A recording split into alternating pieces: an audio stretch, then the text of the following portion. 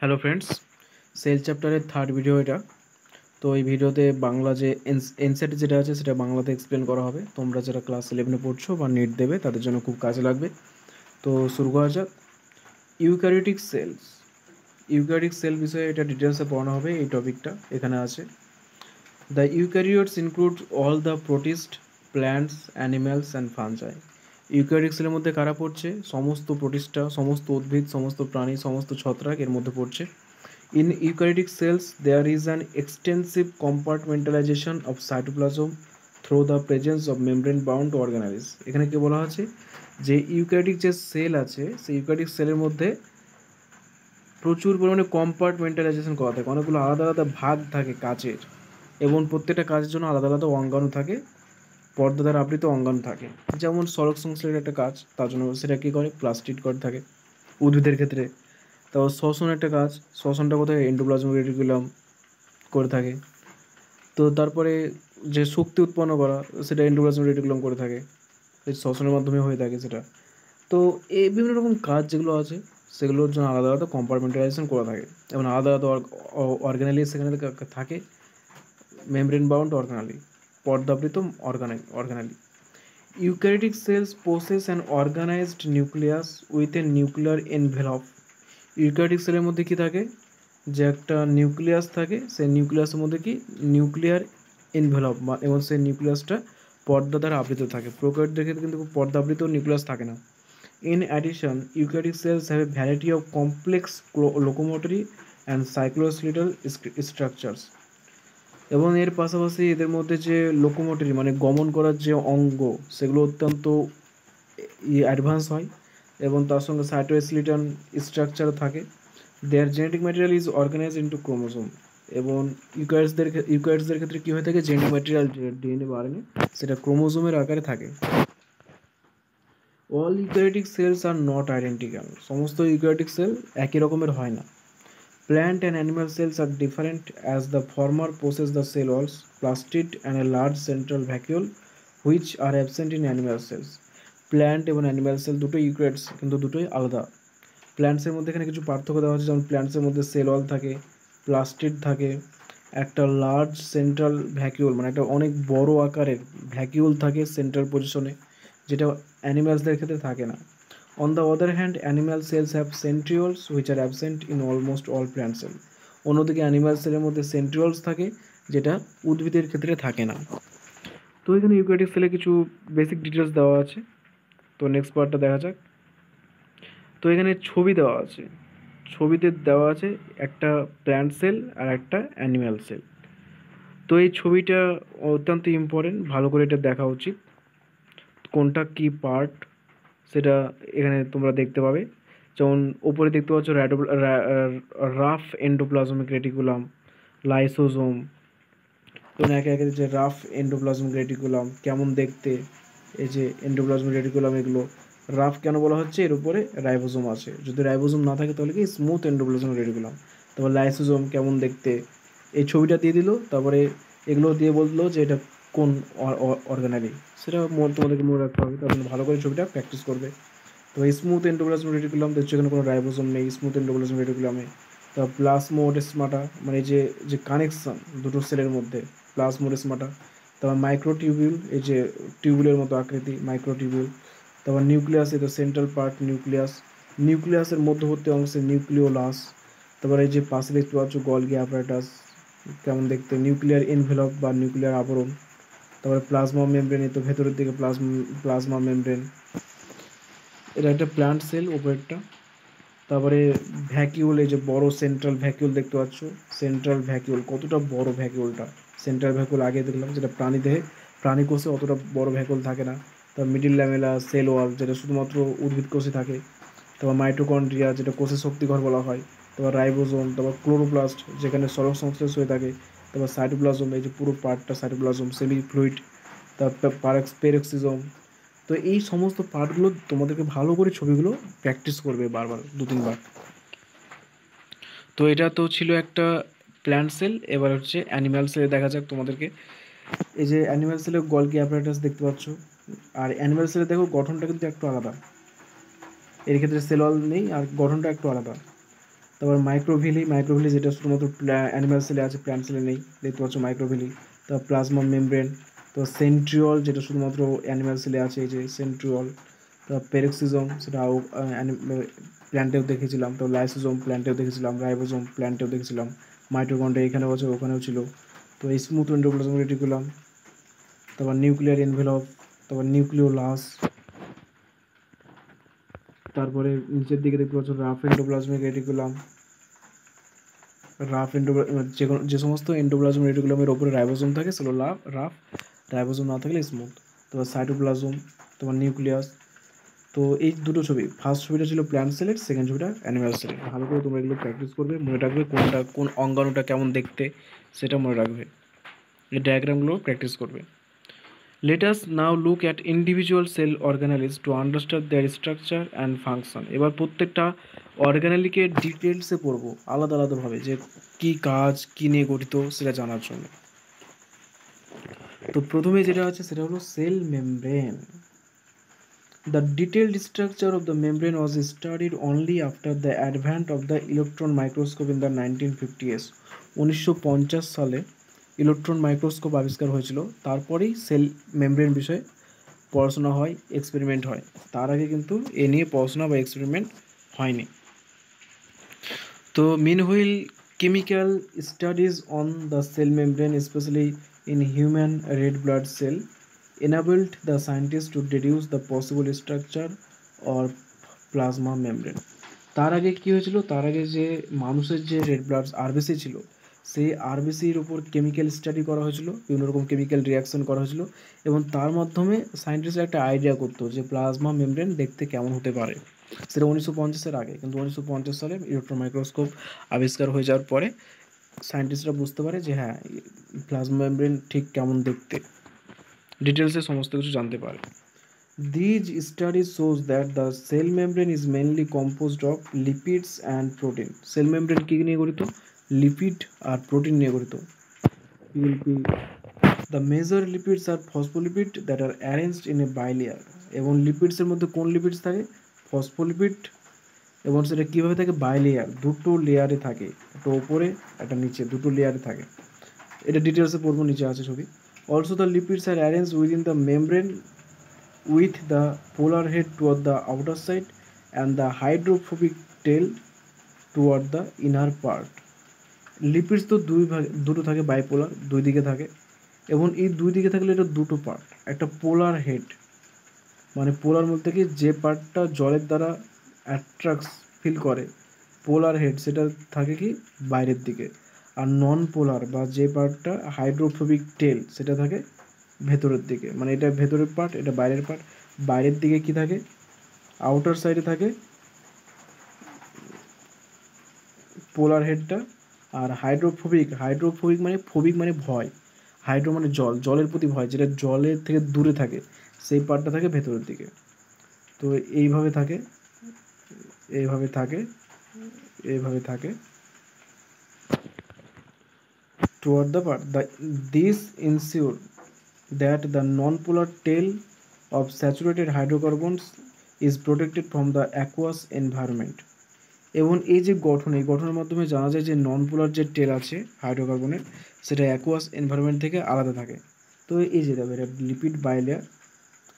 এক্ষেত্রে কি হচ্ছে, দেখা যাচ্ছে যে যেটা নন পোলার সেটা বাইরের দিকে থাকছে, আর যে পোলার টেল হাইড্রোফোবিক সেটা ভেতরের দিকে থাকছে। তো এবার কি হচ্ছে, তাহলে এই যে বাইরের পার্ট, সেই বাইরের পার্টটা কি জলের উল্টো দিকে থাকছে, তাহলে জল থেকে প্রোটেক্টেড থাকছে। এটা এখানে বলা হয়েছে যে এইভাবে কি হয়, যে হাইড্রোকার্বনের যে নন পোলার পার্টটা আছে সেটা জল থেকে, অ্যাকুয়াস এনভায়রনমেন্ট থেকে বেঁচে থাকে। কারণ এই যে দেখতে পাচ্ছ, এটা বাইরের দিকে আছে, আর ভেতরের দিকে যেটা আছে সেটা ওই টেল আছে বা নন পোলার পার্ট আছে। In addition to phospholipids, membrane also contain cholesterol. Phospholipids থাকে, তার সঙ্গে সঙ্গে কী থাকে? কোলেস্টেরলও থাকে মেমব্রেনের মধ্যে। সেল মেমব্রেন তাহলে কী নিয়ে গঠিত? Lipid, protein. লিপিডের মধ্যে কী থাকে? ফসফোলিপিড আর কোলেস্টেরল। কীভাবে থাকে? বাইপোলার, দুটো পার্ট থাকে, একটা পোলার একটা নন পোলার। পোলার পার্টটা বাইরে থাকে আর নন পোলার পার্টটা ভেতর থেকে। নন পোলার পার্টটা কী হয়? হাইড্রোফোবিক, মানে জলের প্রতি ভয়, মানে জল থেকে দূরে থাকে, তার জন্য মানে সেভাবে সেটা প্রোটেক্ট করে থাকে, জল থেকে প্রোটেক্ট করে রাখে। তো এবার বাকি পার্টটা বোঝা যাক। তারপরে letter biochemical investigation clearly revealed that the cell membranes also possess protein and carbohydrate. পরবর্তীকালে বায়োকেমিক্যাল ইনভেস্টিগেশনের মাধ্যমে জানা যায় যে এর মধ্যে প্রোটিন এবং কার্বোহাইড্রেটও আছে। The ratio of protein and lipid ভ্যারাইজ considerably in different sell type. বিভিন্ন সেলে বিভিন্ন রকম হয়ে থাকে। In human beings the membrane of the erythrocyte has approximately 52% protein and 40% lipid. তো এখানে একটা এক্সাম্পল দেওয়া আছে যে মানুষের ক্ষেত্রে যে এরিথ্রোসাইট বা আরবিসি, তার যে প্লাজমা মেমব্রেন সেখানে 52% প্রোটিন থাকে আর 40% লিপিড থাকে। Depending on the easy of extraction membrane protein can be classified as integral and peripheral. Membrane protein দুটো হতে পারে, একটা হচ্ছে ইন্টিগ্রাল, একটা peripheral. Peripheral protein lie on the surface of membrane while the integral protein are partially or totally buried in the membrane. Integral protein কী হয় যে সেটা বাড়ি থাকে মেমব্রেনের মধ্যে, কিছুটা পার্সিয়ালি হতে পারে বা ফুললি হতে পারে। আর পেরিফেরাল মানে কি, যেটা বাইরের দিকে থাকে। তাহলে প্রোটিন আবার দুটো, একটা ইন্টিগ্রাল একটা পেরিফেরাল। ইন্টিগ্রালটা ভেতরের দিকে থাকে পুরোটা বা কিছুটা, আর পেরিফেরাল থাকে যেটা বাইরের দিকে থাকে। তো এই যে এত কিছু পড়লাম, সেই ছবি না দেখলে বোঝা যাবে না। তো আগে ছবিটা দেখা যাক এবার। ছবি, এই যে মডেলটার নাম fluid mosaic model of plasma membrane, সব থেকে অ্যাকসেপ্টেড মডেল। তো এটা দেখা যাক কী কী আছে। তো প্রথমে দেখতে পাচ্ছ সুগার, কার্বোহাইড্রেট বা সুগার এখানে আছে। তারপর পেরিফেরাল প্রোটিন এটা, আর এটা হচ্ছে ইন্টিগ্রাল প্রোটিন। ইন্টিগ্রাল প্রোটিনটা কি, ইন্টিগ্রাল প্রোটিনে সেটা কিছুটা ভেতরে থাকতে পারে আবার পুরোটাই ভেতরে থাকতে পারে। ফসফোলিপিড বাইলেয়ার, ফসফোলিপিড বাইলেয়ার দুটো লিপিড থাকে, যে ফসফোলিপিড আর কোলেস্ট্রল লিপিড থাকে, কার্বোহাইড্রেট থাকে, প্রোটিন থাকে, তিনটে থাকে দেখলাম। প্রোটিনের মধ্যে একটা পেরিফেরাল প্রোটিন, ইন্টিগ্রাল প্রোটিন। এবার দেখা যাচ্ছে আমরা কোলেস্ট্রলও থাকে মাঝে মাঝে, সেটা আমরা আগে পড়েছি। এবার যে বাইলেয়ার ব্যাপারটা, এই যে দেখো দুটো লেয়ার আছে, দুটো লেয়ার বাইলেয়ার, একটা উপরের দিকে একটা লেয়ার আর নিচের দিকে এটা একটা লেয়ার। এই যে কালো কালো সুতোর মতো দেখতে পাচ্ছ টেল ভেতরের দিকে আছে, আর গোলাকৃতির নন পোলার পার্ট সেটা বাইরের দিকে আছে। এই নন পোলার পার্টগুলো কী হয় যে ওয়াটারের প্রতি অ্যাট্রাকটিভ হয়, মানে হাইড্রোফিলিক হয়। আর ভেতরের পার্টটা কী হয়, হাইড্রোফোবিক হয়। তার যেহেতু হাইড্রোফোবিক, এটাকে প্রোটেক্ট করে রাখছে, তাই ভেতরের দিকে জল যেতে পারছে না, ঠিক আছে। আর এটা ভেতর দিকে আছে, জলের সংস্পর্শে থাকতে পারে না, তাই ভেতর দিকে আছে, আর এরা প্রোটেক্ট করছে। তো এটাই বলা ছিল ওখানে। আশা করছি বুঝতে পেরেছো। এবার ফ্লুইড মোজাইক মডেল, মডেলটার নাম মনে রাখবে, ফ্লুইড মোজাইক মডেল, খুব ইম্পর্টেন্ট। তো এটা ছিল সেল মেমব্রেন। তো এবার বাকি যে তোমাকে ডিটেলসে পড়ানো যাক আবার। A improved model of the structure of cell membrane was proposed by Singer and Nicholson 1972, widely accepted as fluid mosaic model. ওপরে যে ছবিটা দেখতে পেলে ফ্লুইড মোজাইক মডেল, কে কে আবিষ্কার করেন, সিঙ্গার অ্যান্ড নিকলসন, কত সালে, 1972। According to this, the quasi-fluid nature of lipid enables lateral movement of proteins within the overall bilayer. যে এখানে বলা হয়েছে যে লিপিডটা একটু ফ্লুইড আকৃতি হয়, এবং তার জন্য কী হয় যে প্রোটিনগুলো যেগুলো আছে সেগুলো চলাচল করতে পারে দুটো লেয়ারের মধ্যে।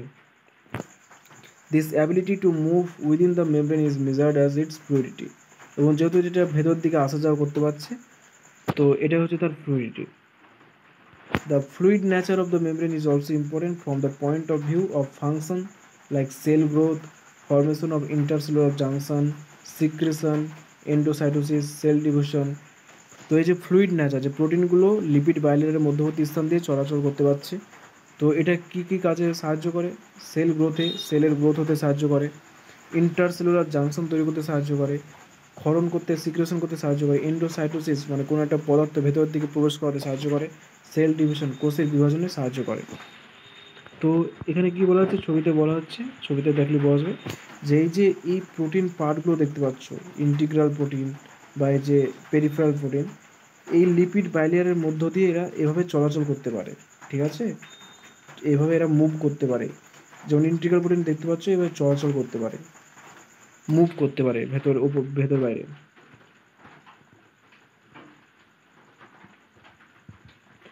এবার হচ্ছে one of the most important functions of the plasma membrane is the transport of the molecules across it. Plasma মেমব্রেনের সব থেকে ইম্পর্টেন্ট কাজ হচ্ছে কি, যে মলিকুলসগুলো এর মধ্য দিয়ে চলাচল করতে পারে। The membrane is selectively permeable to some molecules present on either side of it. Plasma membrane কী হয়, সিলেক্টিভলি পারমিয়েবল হয়, মানে কিছু কিছু পদার্থকে তারা চলাচল করতে দেয় আর কিছু কিছু পদার্থকে দেয় না। যেমন সেগুলো আমরা দেখবো আস্তে আস্তে কোন কোন পদার্থ এর মধ্যে দিয়ে পাস করতে পারবে। Many molecules can move briefly across the membrane without any requirement of energy, and this is called passive transport. যেমন neutral solutes may move across the membrane by the process of simple diffusion along the concentration gradient from higher concentration to lower. তো passive transport কি, যে অনেক molecules আছে যারা সরাসরি কোনো রকমের শক্তি প্রয়োজন ছাড়াই সরাসরি তারা কী হয়, যে চলাচল করতে পারে। তো এগুলো হচ্ছে প্যাসিভ ট্রান্সপোর্ট। কী কী হচ্ছে, যেমন নিউট্রাল সলিউটস যেগুলো আছে তারা এইভাবে সিম্পল ডিফিউশনের মাধ্যমে চলাচল করে। কার উপর ভিত্তি করে, কনসেন্ট্রেশন গ্রেডিয়েন্টের উপর ভিত্তি করে, হায়ার কনসেন্ট্রেশন থেকে লোয়ার কনসেন্ট্রেশনে। মানে যেখানে কনসেন্ট্রেশন বা গাঢ়ত্ব বেশি সেখানে মলিকুল থেকে যেখানে জল বেশি বা গাঢ়ত্ব কম সেই অঞ্চলে তারা চলাচল করে। ব্যাপন অভিস্রবণ যে সমস্ত বিষয়গুলো আছে। Water may also move across this membrane from higher to lower concentration. জলও একই রকমভাবে হায়ার কনসেন্ট্রেশন থেকে লোয়ার কনসেন্ট্রেশনে মুভ করতে পারে। নিউট্রাল সলিউটসও একই রকমভাবে মুভ করে। Movement of water by diffusion is called osmosis. জল যদি ডিফিউশনের প্রক্রিয়ার মাধ্যমে হায়ার কনসেন্ট্রেশন থেকে লোয়ার কনসেন্ট্রেশনে মুভ করে তো সেটাকে বলা হয় osmosis. As the polar molecules cannot pass through the non-polar lipid bilayer, they require a carrier protein of the membrane to facilitate their transport across the membrane. যে সমস্ত মলিকুলগুলো পোলার হয়, মানে পজিটিভ নেগেটিভ হাইড্রোফিলিক হাইড্রোফোবিক সেরকম ব্যাপার থাকে, neutral না, নিউট্রালের কোনো ব্যাপার নেই, কিন্তু পোলার যে মলিকুল আছে সেগুলো এই নন পোলার লিপিড বাইলিয়ারের মধ্যে দিয়ে যেতে পারে না। তাদের জন্য, তাদের পাস করার জন্য কী হয়, একটা বাহক দরকার হয়, একটা ক্যারিয়ার প্রোটিন দরকার হয়। মানে কী হয়, যে যেমন অনেক বস্তু আছে যেগুলো, যেমন আমরা কি ক্যারিয়ার প্রোটিন মানে কি বাহক, যেমন মশা, অ্যানোফিলিস মশা, সেটা কী হচ্ছে, আমাদের ম্যালেরিয়া ছড়াচ্ছে। ম্যালেরিয়া রোগ জীবাণু নিজে তো প্লাজমোডিয়াম নিজে চলাচল করতে পারে না, মশার মাধ্যমে বাহিত হয়। ঠিক একই রকমভাবে পোলার মলিকুলস নিজে চলাচল করতে পারে না, ক্যারিয়ার প্রোটিনের মাধ্যমে বাহিত হয়। To facilitate their transport across the membrane, মেমব্রেনের মধ্যে দিয়ে তারা এইভাবেই চলাচল করে। A few ions or molecules are transported across the membrane against their concentration gradient from lower to higher concentration. Such a transport is an energy-dependent process in which ATP is utilized and is called active transport, যেমন sodium potassium pump. কিছু কিছু ion বা molecule আছে যারা কী হয়, যে concentration গ্রেডিয়েন্টের বিপরীতে চলাচল করে, মানে কি লোয়ার কনসেন্ট্রেশন থেকে হায়ার কনসেন্ট্রেশনে যাচ্ছে। তাহলে কি শক্তি দরকার হবে, মানে জল, এটা যেমন কমন সেন্স যে জল উঁচু থেকে নিচে যায়, তো এটা নর্মালি কোনো শক্তি দরকার হয় না। কিন্তু নিচে থেকে যদি ওপরে জল নিয়ে যেতে হয় তার জন্য কী হবে, শক্তি লাগবে, মোটর লাগবে, মোটরের সাহায্যে তখন জল নিচে থেকে উপরে যেতে পারে।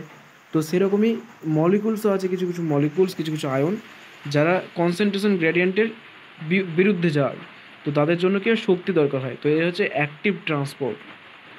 যেমন এক্সাম্পল সোডিয়াম পটাশিয়াম পাম্প।